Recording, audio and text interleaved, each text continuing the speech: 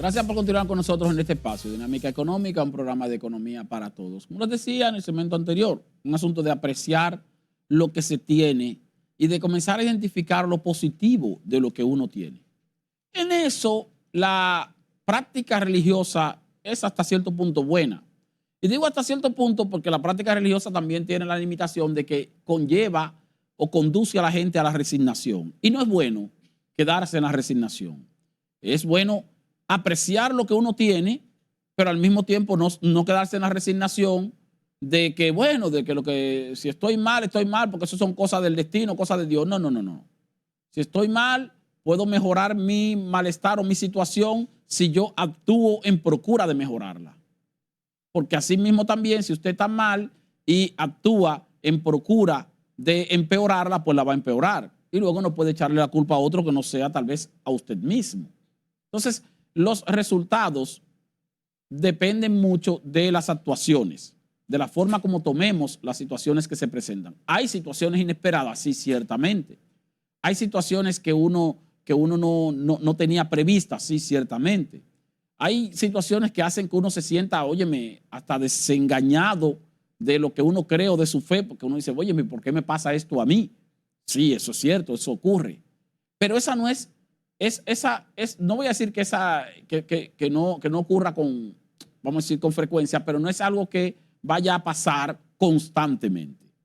Le puede pasar algo a usted, pero no es que le va a pasar constantemente. Lo que sí le puede pasar constantemente es lo que usted haga en procura de cambiar o de mejorar determinadas situaciones. Y eso pasa también con los gobernantes.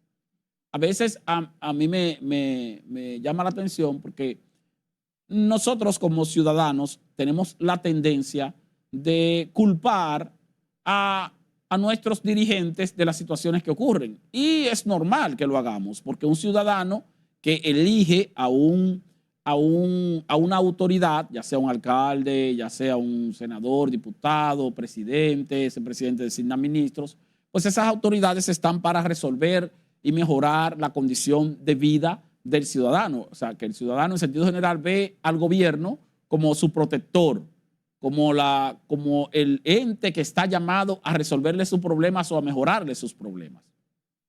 Y entonces, a veces en procura de mejorar la situación de los ciudadanos, los gobernantes se ven en la obligación de tomar medidas que se tornan incómodas. Porque hay que buscar la manera de equilibrar todos los intereses y todos los sectores que resultan de este encadenamiento que se conoce como un Estado, como una nación, como un país lleno de ciudadanos, de personas, donde hay pobres, ricos, medianos, pero todos tienen derechos y todos deben sobrevivir. Pero a veces hay que beneficiar a un sector más que a otro para que entonces luego el sector que resulta perjudicado pueda recibir algún tipo de beneficio en el mediano o en el largo plazo. ¿Por qué digo esto? Porque cuando se produce un aumento de un producto, de un bien, de un servicio, nosotros los dominicanos, los seres humanos, los ciudadanos, tenemos la tendencia de echarle toda clase vamos a decir, de improperios, aún no sea en voz alta, a el gobernante o al dirigente que tomó la decisión. ¿Por qué? Porque, bueno, me va a afectar mi bolsillo. Entonces, sube el precio de los combustibles.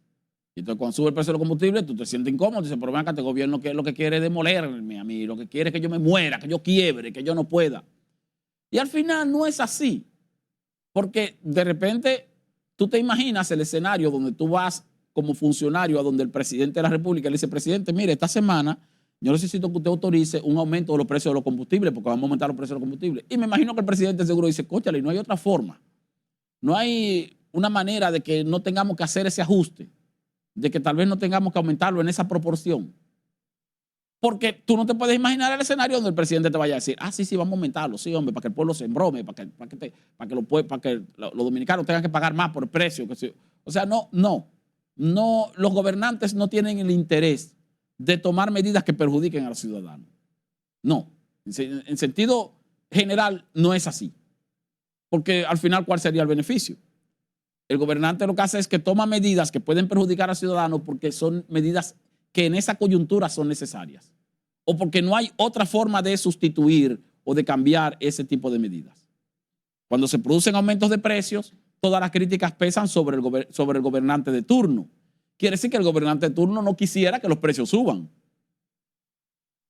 Cuando se producen situaciones catastróficas, uno no lo quiera, uno no lo espera, y la ayuda del Estado no llega a tiempo, uno culpa al gobernante de turno. Con razón uno culpa al gobernante de turno, pero esa no es la intención del gobernante de turno. El gobernante de turno quisiera que todo se resuelva o quisiera que no haya ningún tipo de problema, porque así entonces su imagen ante la ciudadanía, ante los ciudadanos, ante su pueblo, es una imagen favorable. Y para tú tener una imagen favorable necesita entonces que ese pueblo se sienta contento. Si el pueblo no se siente contento, obviamente no vas a tener una imagen favorable. Por lo tanto, de paso, no hay la intención de un gobernante de tomar medidas que perjudiquen a la población. Lo que sí puede existir es un gobernante, un dirigente, un líder, un gerente, tanto a nivel gubernamental como a nivel incluso empresarial, que sea deficiente, que aún con las mejores intenciones no lo haga bien. Ya eso tiene que ver con liderazgo, con capacidad, con actitudes y aptitudes. Actitudes con C, que es la forma de actuar de las personas, y aptitudes con P, que es la capacidad que tiene esa persona para actuar de la forma en que se requiere en determinado momento. Y eso pasa no solo en el gobierno, sino también en el sector privado.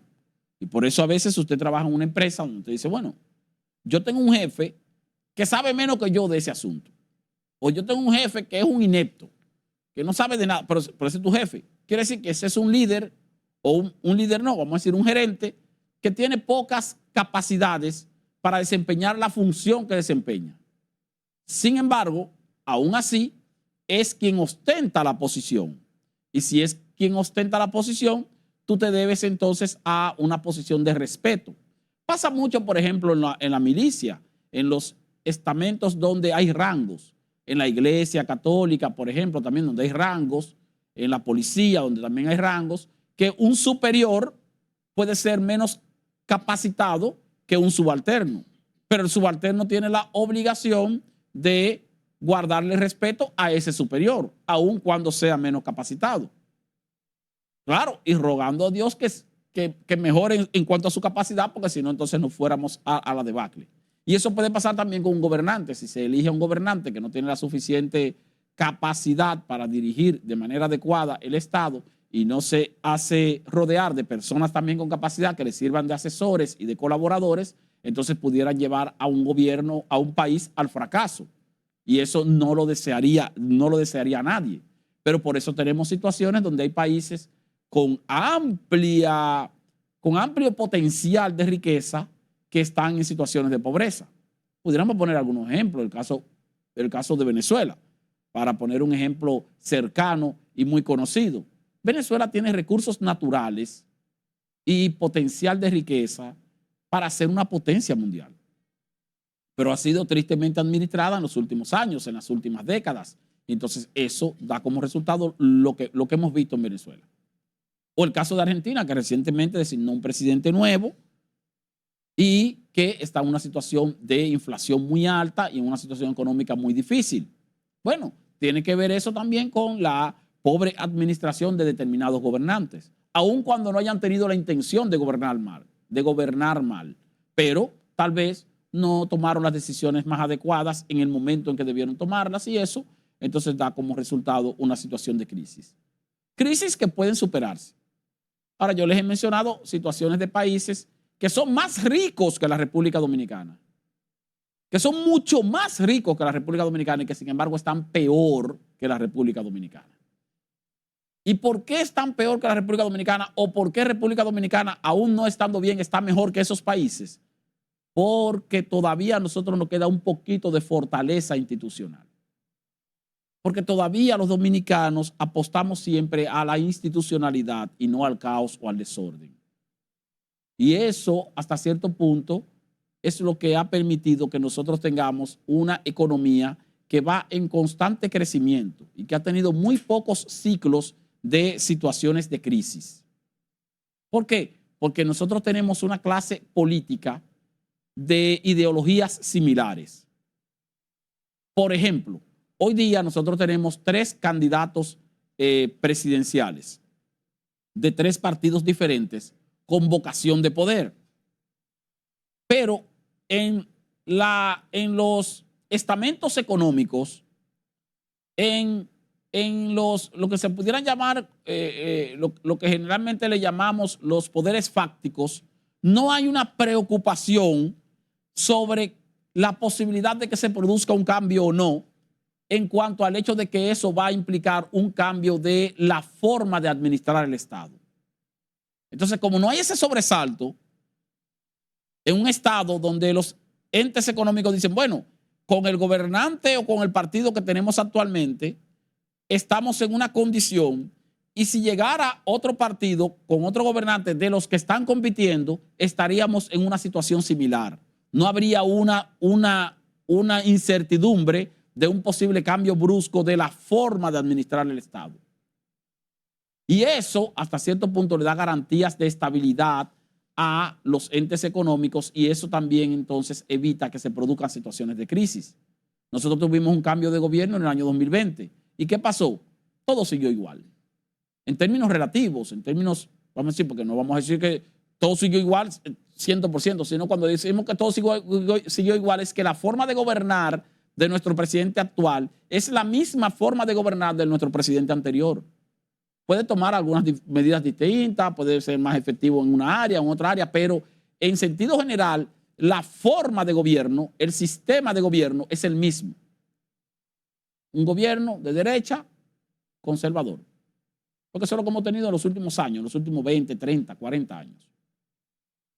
Desde que vivimos en la etapa democrática. Y eso, señores, da como resultado la estabilidad que vivimos hoy día, aun cuando tenemos ciertas limitaciones.